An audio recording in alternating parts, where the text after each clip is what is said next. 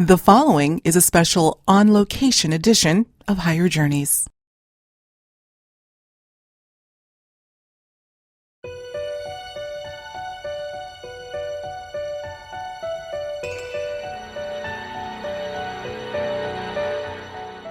Is there a galactic war happening right under our feet? As if the wars that we are seeing play out on the surface of the Earth weren't enough to rattle our cages, the rattling, or as Linda Moulton Howe describes as big booms, that have been steadily reported since 2011, may be indicating that humans are in an all-out battle with non-human forces underground. I spoke with Linda, along with crop circle expert and hypnotherapist Barbara Lamb, about the increasing anomalies that refuse to relent from our reality. What are they indicating? And when, if ever, will we find out what's really going on? Let's hear what Linda and Barbara had to say.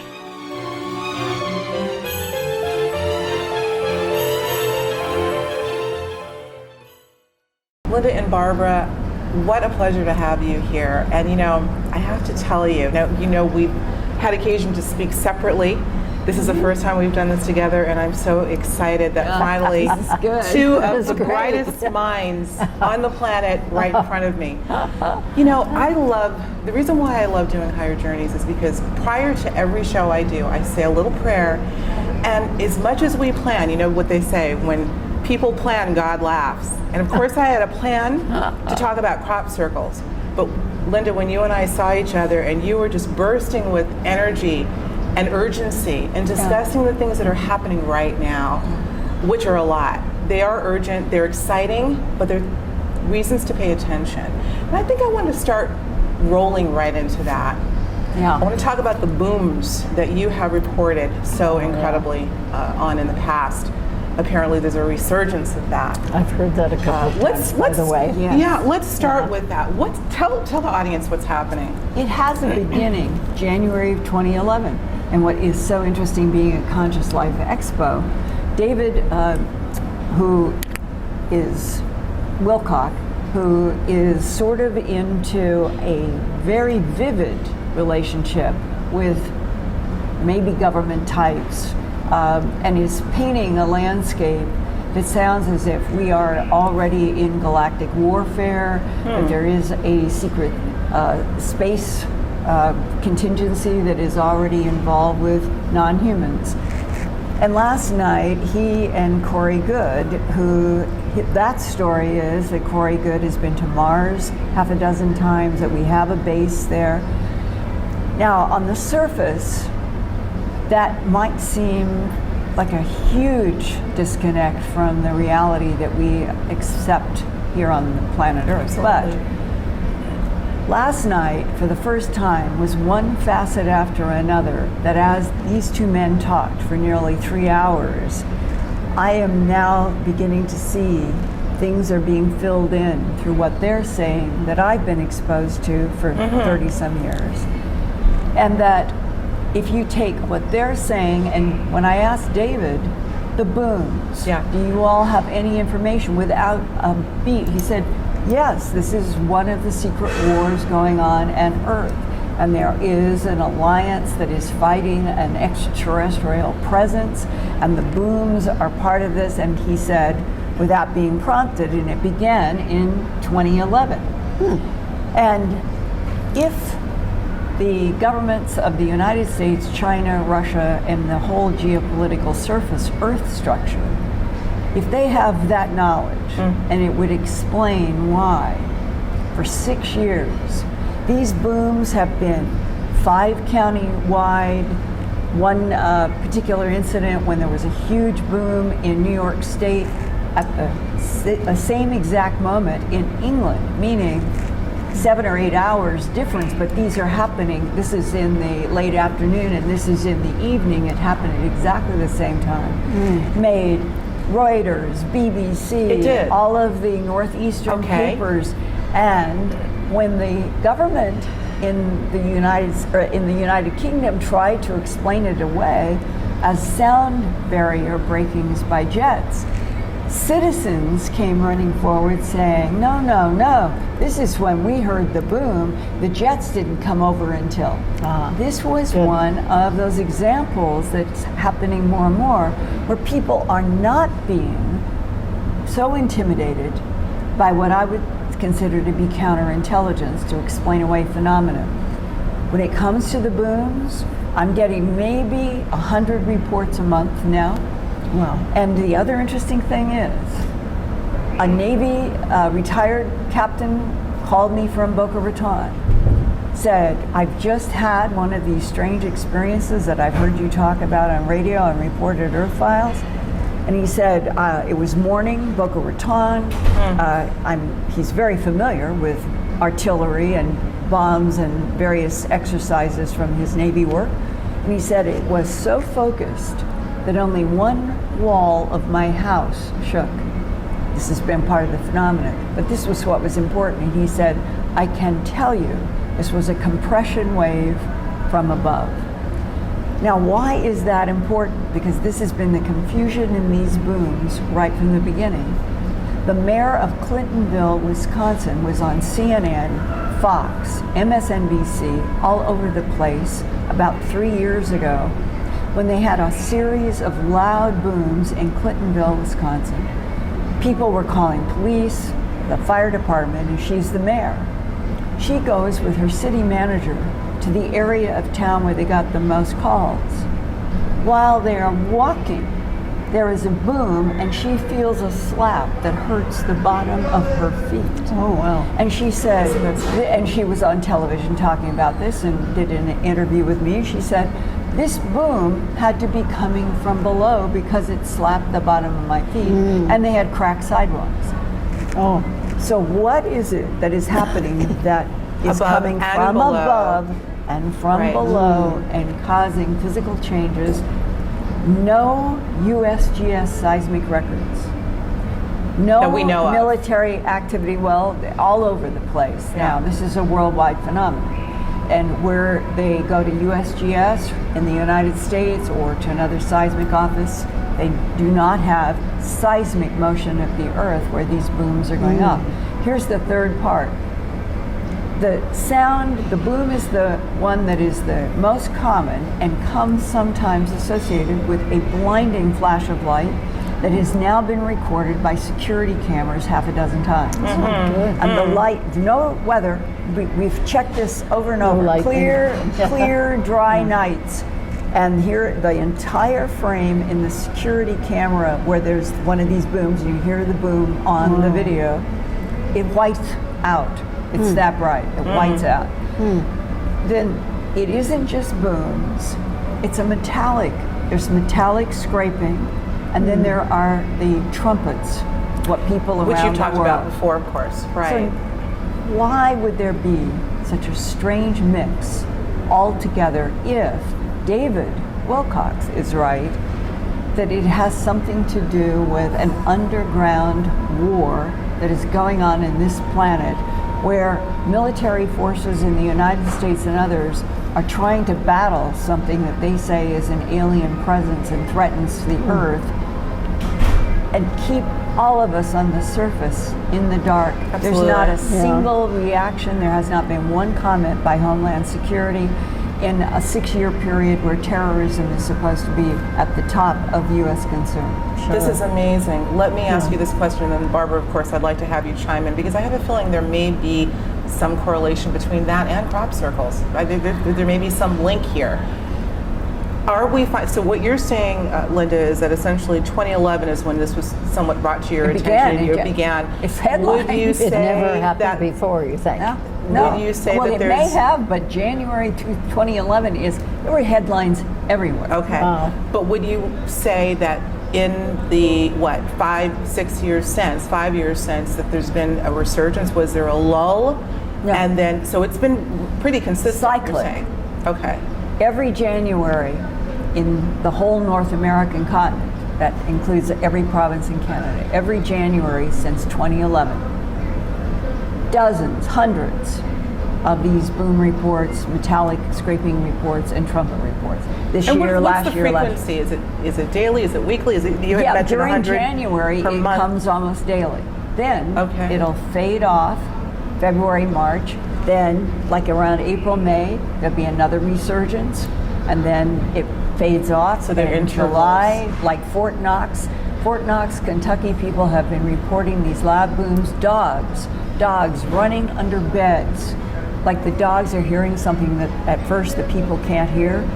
The dogs run under beds, whining, and then there is this big loud, it shakes the floors, rattles windows, and in a few cases, cement is cracked. Wow. So it's a percussion of some sort, and it comes in cycles through the year. And in places like Fort Knox, I think of it as always being in July. Well, I've heard it at least twice in my town in Southern California, east of Los Angeles. And it's not come in a series. Each time it's happened, it's been one loud tone, like the last one I heard a few months ago. It seemed like it was across town, like maybe felt like it was about 2 or 3 miles away. And it was just one tone. It reminded me of the sound of a Mack truck as it's shifting gears. I've heard that before. Also reminded me of a trombone, playing one note. Just, oh, and it's kind of a deep, resonant. I mean, even across town, it felt like it had a resonation to it, even though it was short and really quick. And so that's happened, I would say, and I can't tell you exactly when, just going about my life, happened 2 or 3 times with some space in between. Right. And just it's the never last a 3 weeks. series Yeah, of things. Alhambra. It's just one. Alhambra, that's it. San Diego. Oh, just in the okay. last 3 weeks. Oh. Multiple. Oh, Where the I didn't hear mayors and those. other, Yeah. And so how far are you from Alhambra? Oh, I'd say a 20, 30-minute drive. Yeah. You are, Yeah. that's what I wondered. You Yeah. are in that Alhambra area. Yeah. And that has been reported now off and on for at least 2 years, because I interviewed the city manager about this a year or 2 ago.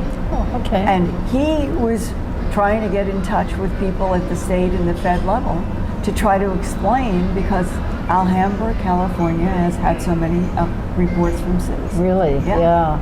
Yeah. So here's a question I want to ask. I'm looking at all the dimensions of this, and obviously we're talking about something that is fairly ubiquitous, has been sustained for a number of years. There's a theory about what may be occurring that's causing this, and yet we're talking about if in fact, let's say there were some sort of a galactic underground battle taking place underground, what would explain the reverberations coming from above? I mean, how would we connect the dots there? It's really hard unless there's, I'm not saying this is it, but here is a physics. When the Earth has a shift in the magma core level, they've tracked this, scientists, that can be infrasound, which we cannot hear with our ears. Right. It goes through the magma, and when it comes out the Rhine, like about average 15 miles on the surface is what we live on, that infrasound can go right through the Rhine surface of the Earth and go up to the ionosphere and bounce back.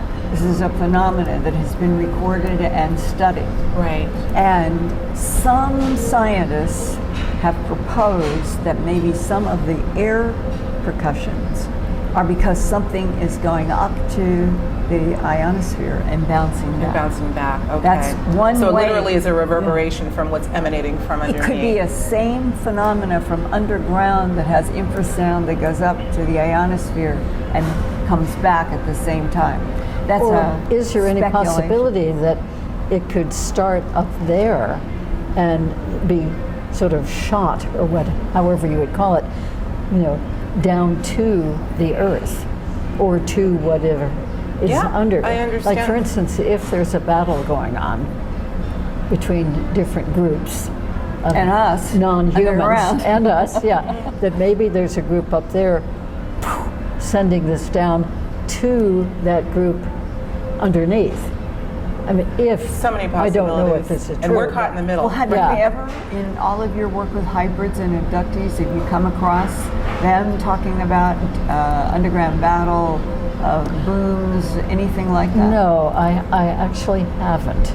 And have Yeah. hybrids said anything about now and the rest of this year in terms of something dramatic happening? Well, the hybrids, whom I know, ET human hybrids, are very much trying to help raise the consciousness of humanity.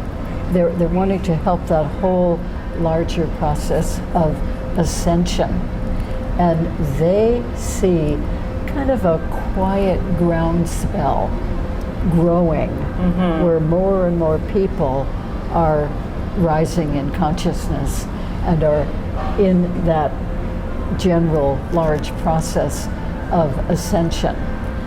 They've not talked about wars or battles between Interesting. group, except for humans, humans with humans, but they've not talked about other species, non-human, fighting amongst themselves. They may know about that, but they haven't talked about that. Their focus is very different. You come Yeah. into this through the people who are either sometimes traumatized or they are exhilarated depending upon their experiences. Right.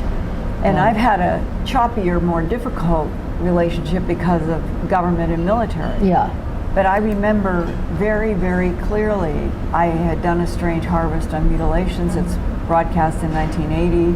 And then by the spring of 83, had signed that contract with HBO. Right. And it was only about 2 or 3 years later, but I'm more on the radar. In other words, more people are knowing about me. And I got approached through FedEx by a person who used 2 intermediaries to meet me in a part of the United States I was willing to go to. And the whole bottom line of an entire day of a secret meeting was, there is an Earth secret war. That's what he called it. He was Army, military, second generation.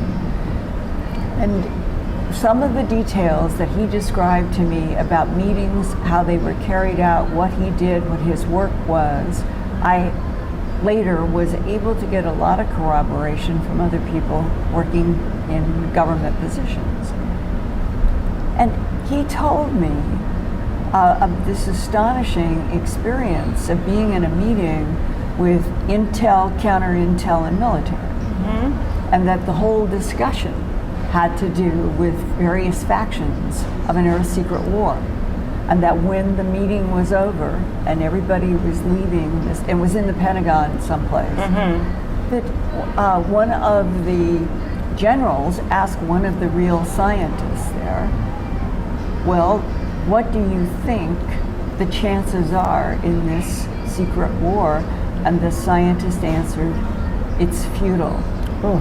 Now that was in the early 80s. And there, if you talk with David Wilcock or others in terms of the material they get now, there has been a shift of some sort about who do we have as allies. And that I've heard that. Everybody now in this environment, they're talking about allies versus hostiles. It's like we've gone even past the word speculation and alleged. So maybe something is actually beginning to, I'm going to say, come out into the world we live in, and it's related to a war, and the booms are a part of it, and the idea that this year or by next at the latest, we are going to have an announcement that we are not alone. I think we're on the precipice, and this is a great segue point. My mind is swimming with different aspects that we can hone in on, but let's do a little dot connecting here, because you brought up something important, Linda. The fact that this is clearly a revelational period, the fact that more people are able to hear these things, sense these things, but actually hear them audibly. And what's crossing my mind is the Schumann resonance. We've heard much speculation about what is often referred to as the Earth's heartbeat, where the understanding is that for the longest period of time, it maintained at approximately 7.8 hertz, which interestingly is roughly the pace of our heartbeat. So we're meant to be in resonance with the earth. Yeah. But the talk for quite some time now is that that resonance or that hertz level has been fluctuating and spiking at some points beyond 30 hertz. Now, I may be going out on a limb here, but somehow I'm finding there's a correlation with the Earth's heartbeat, the fact that there's perhaps it's allowing for an opening, it is perhaps raising our own beat to enable us to hear the things that have been going on for much longer than we know. I'm wondering if there's any Interesting way idea. we can correlate that. And then I'm going to bring it all the way back to the crop circles, because I don't think that anything is happening in isolation. There are clues if we connect the dots. So I wanted to get your thoughts, both of you, on that idea. Well, I will defer to Barbara, but just one thing to keep in mind. For about 20 years, paper by paper and little bits of interview, we may be in the century where the magnetic poles are going to flip. That's right. And that one of the questions, it's a question mark, could any variations in the Schumann resonance be related to something that is going on at the core of the Earth, interacting with the magma that comes up to the surface, and that maybe we're going to finally have another pole shift, which Right. we have not had A for physical pole shift. 876,000 years. It's been a long time. Yeah, So- we're overdue. So that's they say. one Yeah. science, hard science possibility. piece. But the Yeah. crop formation. Let's bring that in. Oh, Well, Let's yeah. experiment a little bit. How might that be involved on some even cursory level? Well, all of what this? I can think of is that with many of the crop circles, the ones we consider genuine, in other words, not man-made, even though there are some man-made, but the genuine ones still, as of a few months ago when I was there again Right. in England, they still have that extra energy in them, which can be measured in a number of ways. So maybe, this is a theory, maybe we are, different spots in the earth where the crop circles happen in most of the countries, maybe all of the countries, that maybe there's an extra addition of energy from out there, from the other beings whom I think are involved in making these crop Right. circles. So maybe there's, I have thought for many years that the extra energies placed in the crop circles have significance beyond what we realize, and we can just guess at what that is. So in many cases, the crop circles happen near ancient sacred sites. So that was one of the theories that seemed to be very interesting, that perhaps the addition of energy into the land near the sacred sites was to help to refurbish and re-stimulate the energies that used We're to talking be about there. the electromagnetic energy Yes. intensity within some of these formations. Sure. Right? Okay. Yeah. So that's one idea. Maybe it has a different purpose, but I personally think and feel and measure and see with my dowsing rods and Yes. pendulums and all that, including 2016, that I personally think that this energy is very significant, whatever it is, and it is coming from somewhere else. I know there are theories that it's coming from underground. Now Connecting that's a dots. possibility too. Yes. I think it's coming from above. But anyway, nevertheless, there are these places all over the earth, which we call crop circles, where there is an extra measurable, definable, feelable energy. And I think that is significant.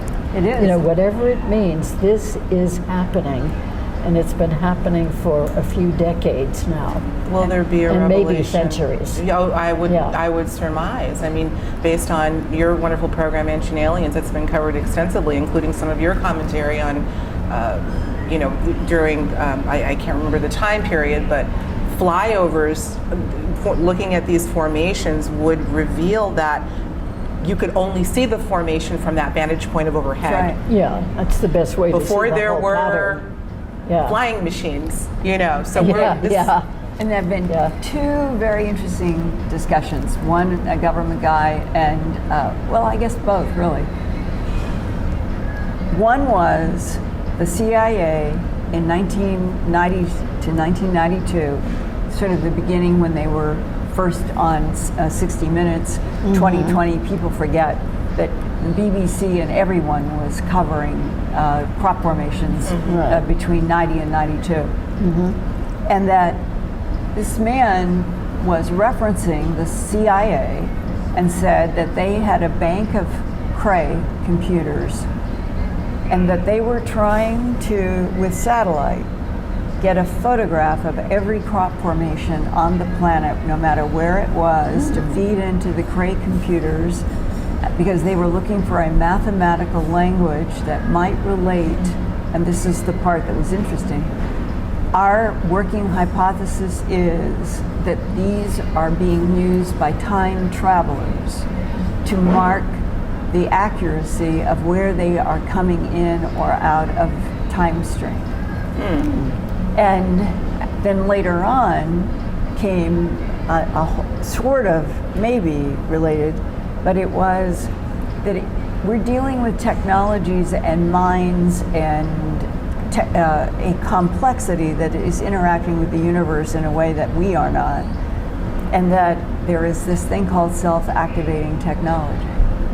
You've spoken And that about the crop formations on the surface skin of the earth might be actually providing software, the geometric patterns in the relationship to where they are in latitudes and longitudes, which would be a magnetic field grid, were in fact providing a software for something that's incomprehensible to us. But for whom? For whose Well, that's- usage? That's Their the own. That's the $68 mystery. million It question. is a mystery. Yes, let's keep something's telling me that there is some correlation, and we can only speculate, between these booms, these sustained booms that are becoming more ubiquitous in these crop circles. I don't know. I'm just kind of throwing that out there. But let me ask you, in terms of the territory in which these sounds have been heard, have any of them occurred in the vicinity of crop circles that were there, or crop circles that ended up becoming? I know what you're asking, and I think the answer is that there is no regular link, because when I'm thinking back in my own mind about just recent, there were UK booms that were being investigated by various police and law enforcement and airports just this past summer and the summer before, and it is the miles. We're talking about people hearing a sound that they may be 300 miles, 500 miles apart. Wow. And England is not that big. Right. So whatever it is that would be creating something that would be heard by that many people, it doesn't seem to me that it would be relating to crop formation. I Right. wouldn't think so. Yeah, I But just thought I'd then put that out there because we don't really know. I think that somehow everything has an interconnection point to it. I don't know. They're certainly anomalous. It's all. I love your phrase, high strangeness, and all of this is high Oh, strangeness. yes. But it's also Really the new gets us cliche, the swimming. new normal. Another thought, and I'm kind of bouncing around a little bit, but I think these are all obviously relevant because we've all become investigators, some measure of investigation, because there's a lot to investigate these days. Let's talk about the Denver airport. There's a boom. I just heard a boom. Yeah, I did too. Did you hear that? I wonder if, I hope it's thunder. There it is again. Oh my sounds goodness. Is there a storm? Cannon shots. Perfect timing. I had it arranged. I wonder what it is. Yeah, I me know. Nothing would surprise me. But that's not, thunder doesn't do that. No. No. Okay, it what sounds is like this? it's in the building. Are you or- picking, is our cameraman Below. picking this up? There it There's is again. four. Wow. Just as we're talking about this. I know. Well, Interesting synchronicity. yeah, there's more of those happening too. This, Yeah. and it has one of the things you'll see, Isn't if that you went something? back and read newspapers or watched TV, when they interview people, they will say, it is like a cannon went off, That's what it except sounded it like. has That's what that an sounded like. echo. And that's what this That's had what we a just heard. trail off. I know. We will have some footage of this, folks. You heard it, literally heard it here first. What is out there? When you go that direction, There it is there again. it is again. We'll find out. Let's carry on. We've got it on tape. Let's talk about the Denver airport. I was just bringing this up to someone the other day. You want to talk about anomalous. There's been so much speculation about what might be the real the real impetus for building that exorbitant airport. And many of us are familiar with some of With the a anomalies huge going on. underground. With a huge underground Yeah. space. And again, theories as to what that space was built for. But let's go back to the sonic booms. We'll put the crop circles on hold for a moment, but see if we can connect a dot there.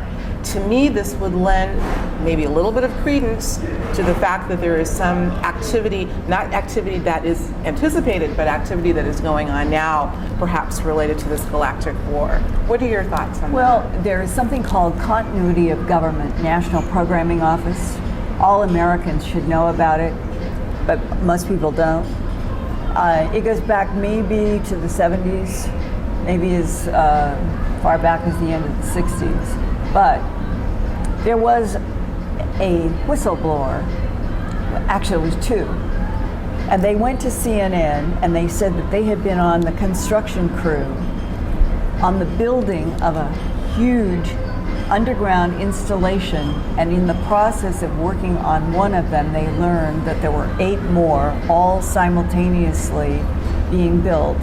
It was a complex of 9 underground installations to provide continuity of government under the National Programming Office in the event, and that originally there was an executive order or something of that kind that was signed and said, in the event of a nuclear attack. It had been specific to nuclear attack, and that apparently is where the money and the authority came. When CNN had the 2 whistleblowers, and I believe it was 1988, they backlighted them. So they are the ones that are narrating the CNN special.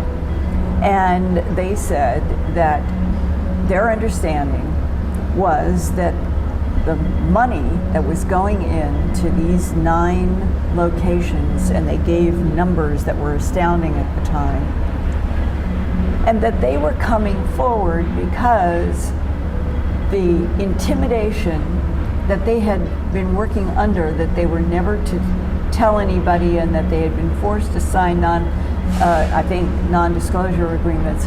So they were people who were saying, we think this is wrong, and this is what is going on in our country, and CNN put it on the air. And I watched it in LA with like 6 or 7 people at a conference about UFOs back in 1988.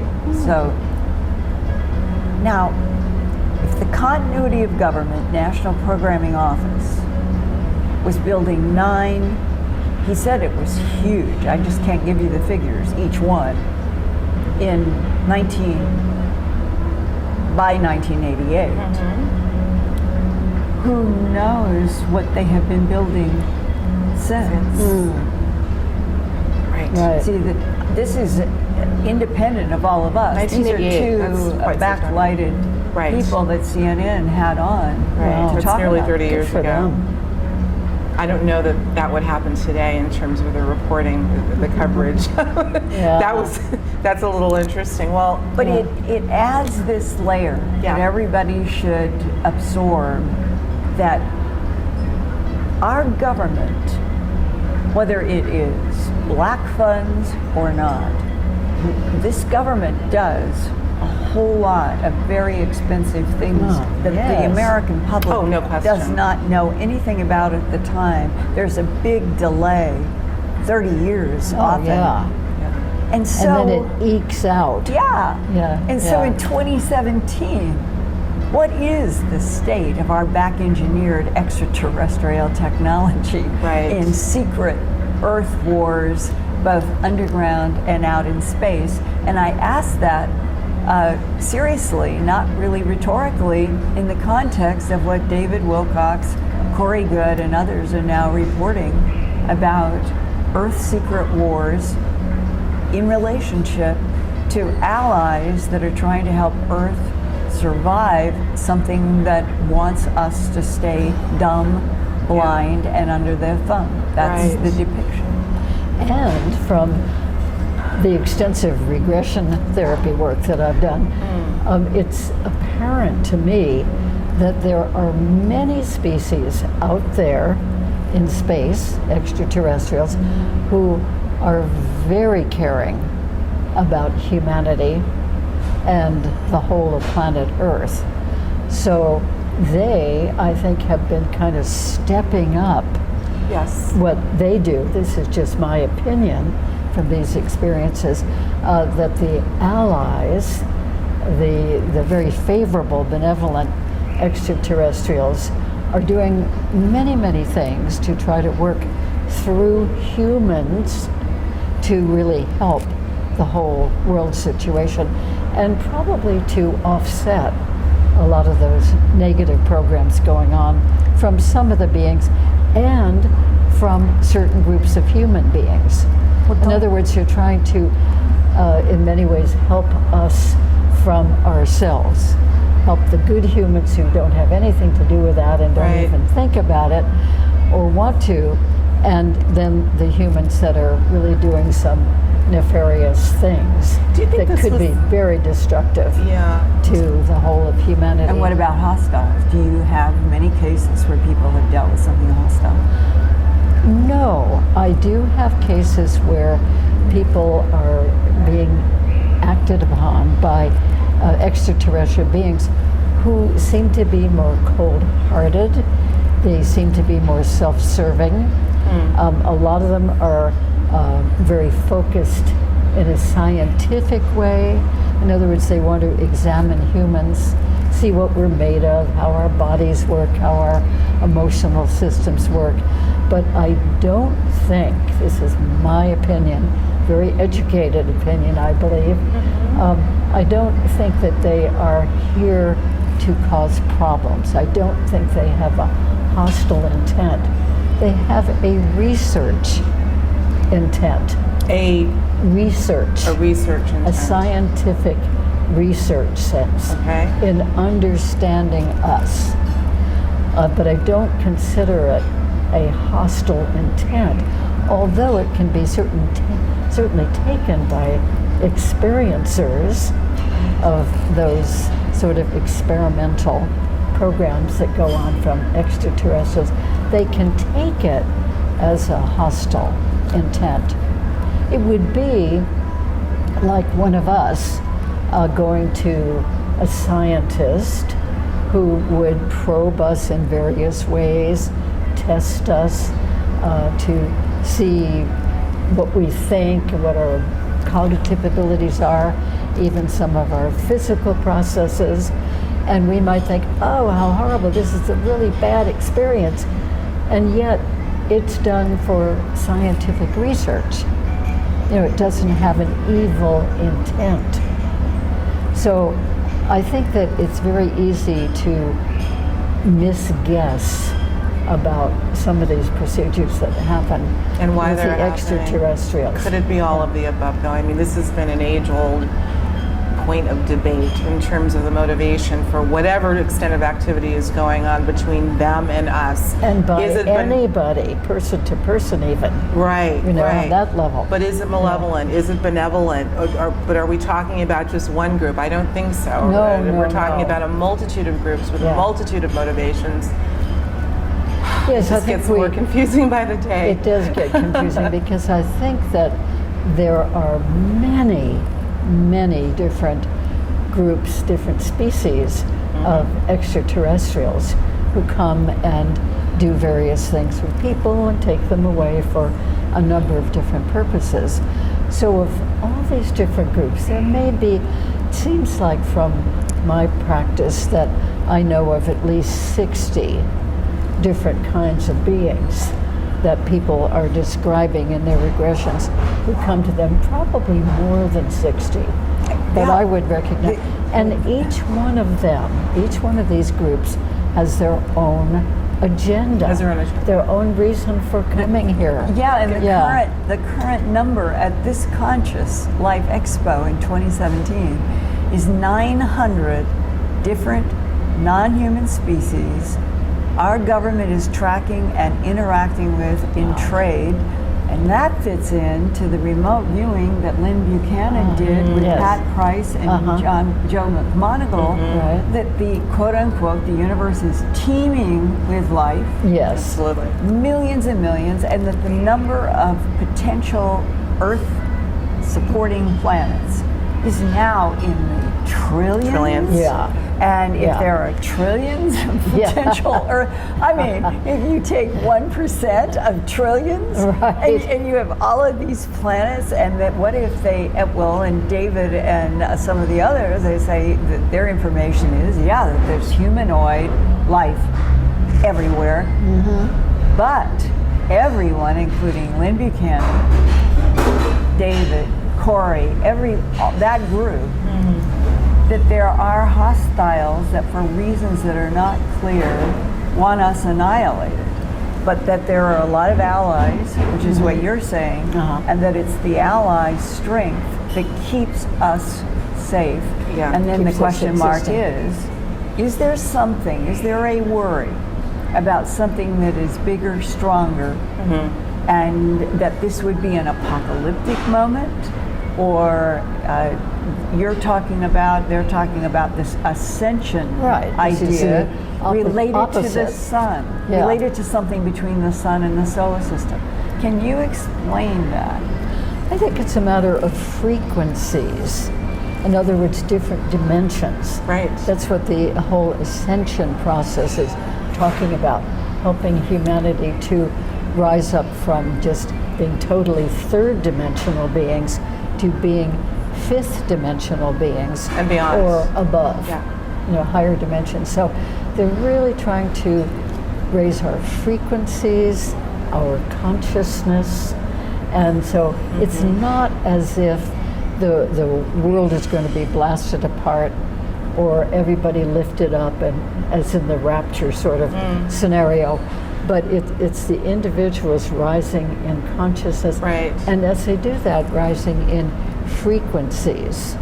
So the hope of some of these beings and the hybrids, the ET human hybrids, whom I've come to know well, the motivation is to help raise the consciousness of humanity as they can, here and there, through teaching and workshops and helping to heal people And just by being counsel present, people. I think, just the Yeah. energy Yes. overflow.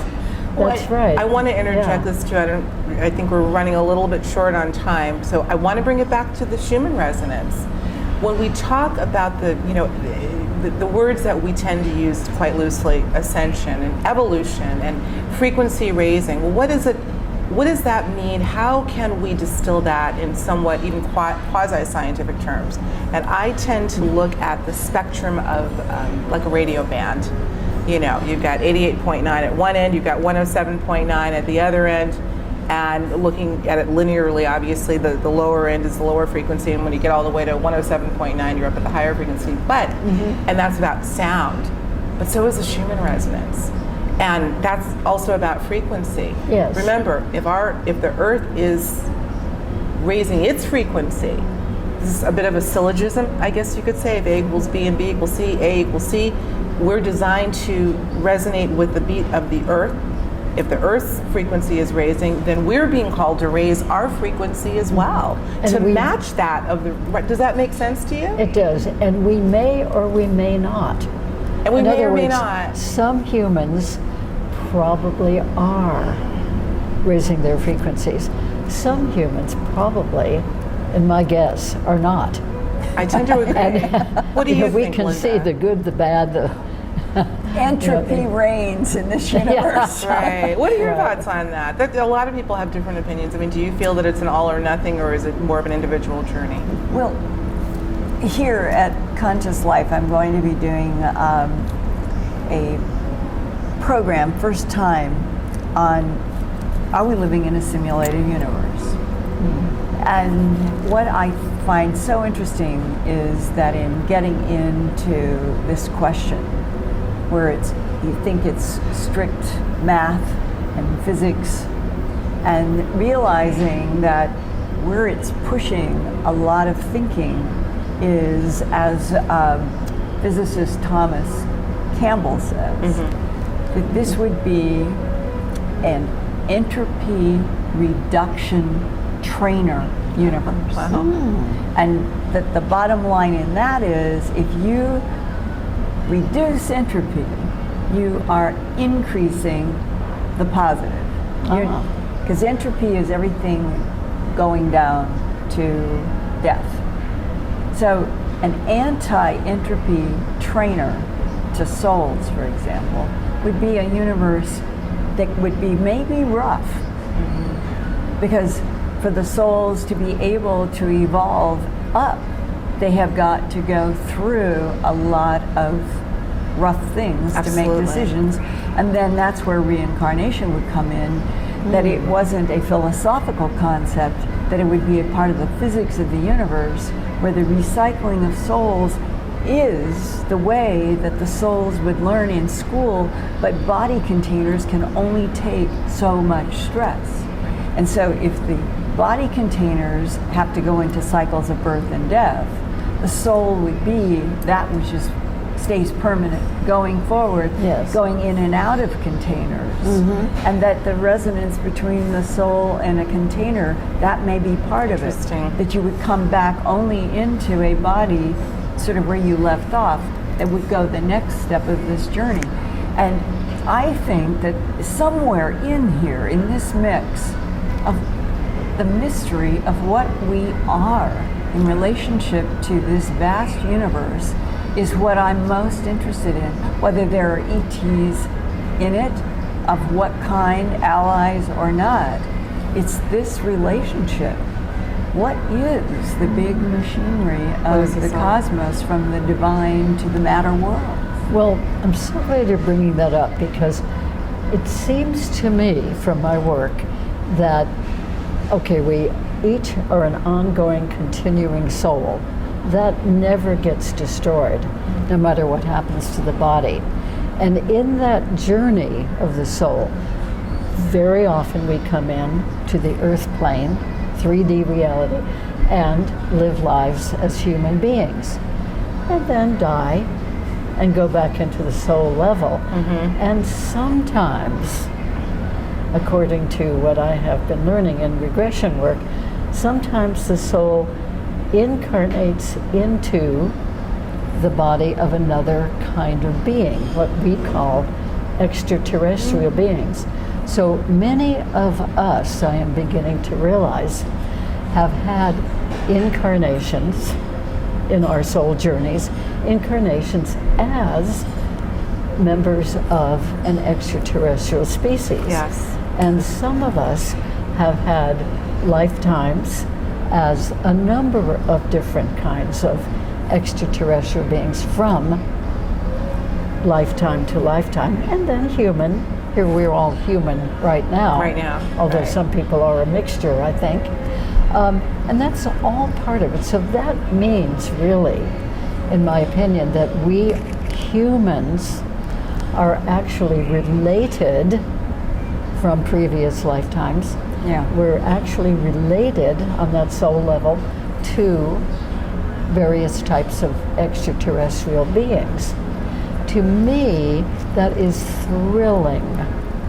That's a very enlightening idea.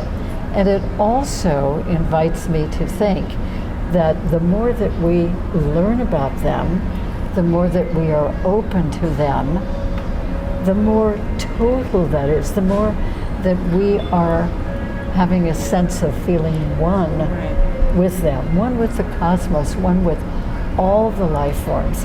And for goodness sake, we at least need to start on this very low level of feeling one with each other, one with humans, all kinds of humans. I mean, the challenge is there. It's vast. It's here and now, and it's and greater than forever ever, and out there. And you know what a byproduct of that is? It's a Beautifully liberation from intimidation by governments and religions. Yes. It's beginning to Yes. happen. Yeah. Where the I human agree. mind and soul is beginning to think for itself and be independent. Yes. And more it isn't more. going to be as easy, I don't think, to run Hoodwink ripshod us. over Hoodwink Homo us. sapiens. Yes, I do hope so. I love the balance that you all are witnessing here. These two extraordinary researchers, experiencers, I might add. And when I'm using that broadly, we have Linda Moulton Howe, who is the consummate hard investigative journalist. We have Barbara Fantastic. Lamb, who is equally erudite in her area. You complement each other.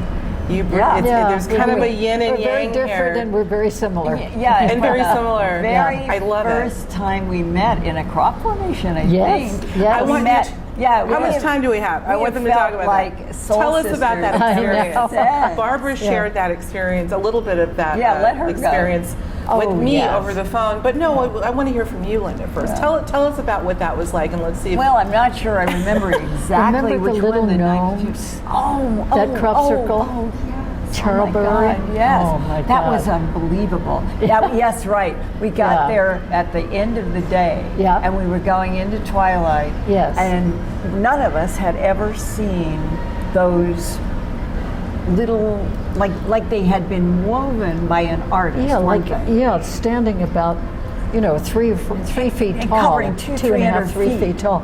A whole Yeah. circle of them, of laid down wheat, and these sculptural forms that reminded us of little gnomes or right. trolls were standing all over. I mean, this was done with wheat from the mysterious source. It really was. and you were then- inside of the We formation. were there that night, and when we got Just there, I remember amazed. now the sky very clearly how beautiful it was Yes. because it went from these orchids into dark. Now we're dark, and people had lights. Some people had flashlights, but we didn't have any iPhones, Right. so there was No. just you either had a flash type of camera or not. Yeah. And that some of the most interesting photos were from that crop formation because when people started taking photos, we had some of the orbs, we had You all did. of these different Wow. things that we weren't seeing. And there was something about that day that we had had difficulty finding. Oh, yes. This was it. We had to, you either just gave up, which was always is the easier route, just Yeah. to give up. But we don't. When didn't. Barbara Lamb is and there, that's why we we didn't find get it. there till twilight, and it was so hard to find that crop formation. Which made it more exciting, though, Yeah, right? Because and Oh, I think yes, we yes. had gone through another place where the farmer came and chased us out, Yeah, and yeah. the whole day had been this struggle, and Yeah. we wanted to get to this formation, And we did. do you it have was images worth that you still have? I have Oh, I photos. do. I do. Yeah. Maybe Yeah. you'll share one or two Oh, with gosh, us. So if I I can would find love them. to. Yeah, Yeah. you were so It was excited to tell me. We could remarkable. talk about the trip that we took together. But when was this? What year? Do you When recall? 92, 3, 4, Yeah. somewhere in there. 21, I think a 22 little years. bit later, maybe a What's bit that? later in the night. It was when Art Bell was doing Coast to Coast, because after I one of was those going crop circles that I out took you in to, the red telephone Yeah, booth yeah. with him. Well, Red let's see. country telephone See, booth. I started doing Dreamland with him Uh-huh. in it was 91 or 92. Then Coast to Coast, it didn't exist in the world till 95. Oh. So it could have been Dreamland or Coast. I think it was Coast to Coast, But not back sure. then, and why Yeah. I'm thinking it was Dreamland, Something. Red Yeah. phone booth. that Yeah. if people understood, I had this tape recorder, and I would run no matter where I was. Didn't matter what I was doing, and Art didn't care. I literally am taking a phone booth, because then we had phone booths, and that's why I think it was earlier. Right. And I would just manually come to an end point. That's all. And I knew that there was a segment, and I knew when it would go out, but no fancy equipment, just Yeah. start and stop. And not only was it that crude, but I had no attachments going into the phone I would take the mouthpiece and hold it down over the speaker. And I did that for 3 or 4 years and had more fun because I didn't really have to worry about the equipment. I just was doing interviews and then putting the phone down. Isn't that great? Those are the good old days. Yeah, they were. That's why I think it was the transition to Coast. Art called me and he said, you know, Linda, I think we need to get you some new equipment. This country English phone booth. We started doing Coast. And then the engineers started sending me that we need to do this, and then we had to have an engineer, and it just kept. So it was those rough but fun tumble. Oh yeah, 91 to 95. Yes. And I was in those red telephone booths at Alton Barnes, and was in there with Robert Irving. Yeah. I remember Robert Irving. Everybody was scared of him. The coaxer. And he came into it was it the barge in? The barge in. And he was.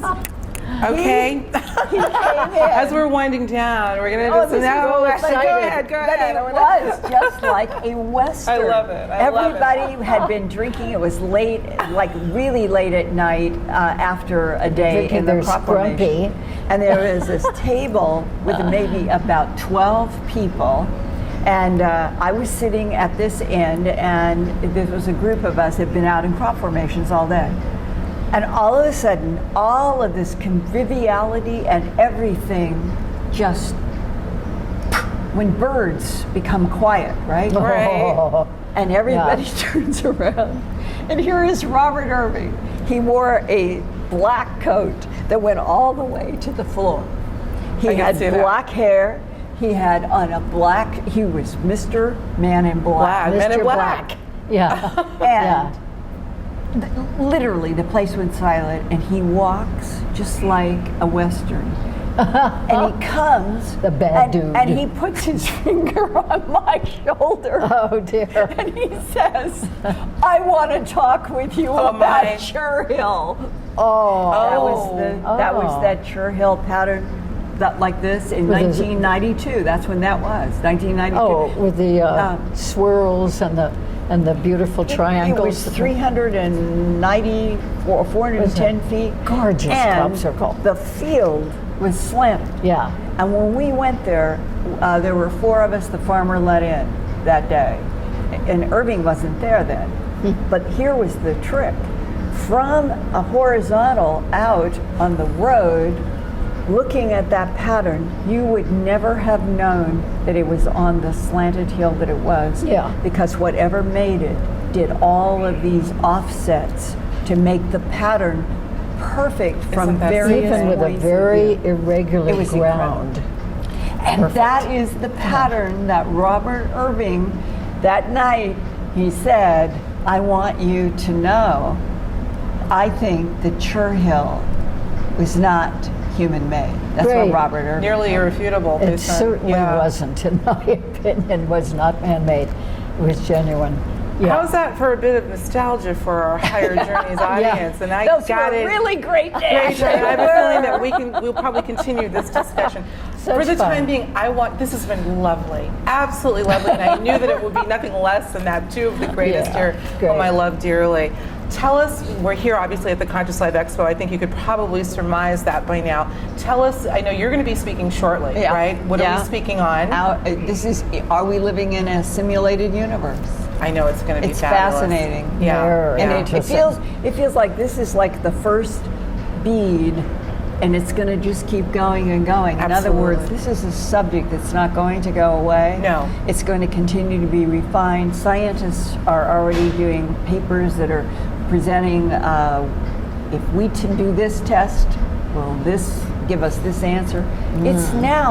It's mainstream. It's becoming mainstream, no doubt. Yeah, it absolutely. is. And a fascinating concept. I mean, mind-boggling. Absolutely. Yeah. Barbara, I know, as always, you've got both of you are just the jugglers, and you do it so beautifully. I know that you and I were recently bookmates in Miguel Mendonca's book, We Are the Disclosure. I believe I'm on the front chapter, and you're toward the back of the back chapter because of alphabetical order. But besides writing books, this is second project with Miguel. You co-wrote Meet the Hybrids. Meet the Hybrids, which we talked about last year. What else is Yes. going on? You're also speaking.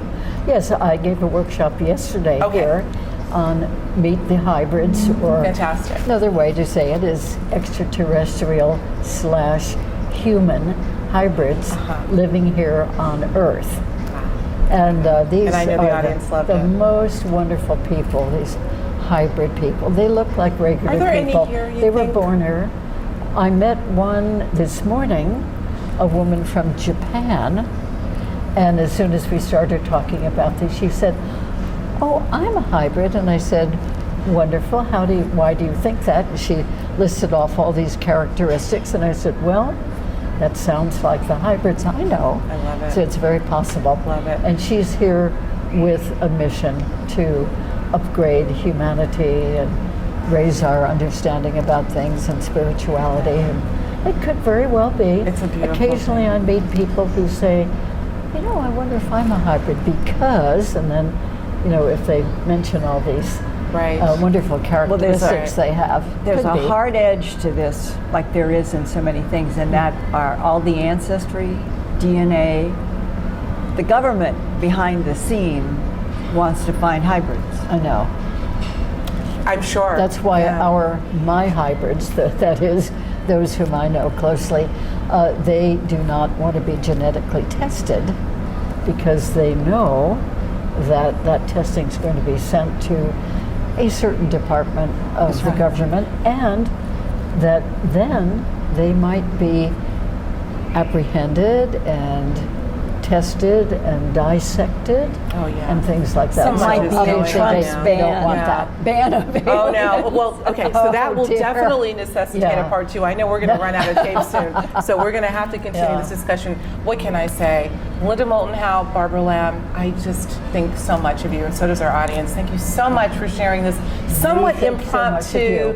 conversation. That's Yeah. fun. Thank you, Yeah. ladies. That's the best We'll kind. continue. Yes, And thank great. you, everyone, for tuning in to Higher Journeys TV today. We'll talk to you Yes. soon. Take care. Okay, wonderful.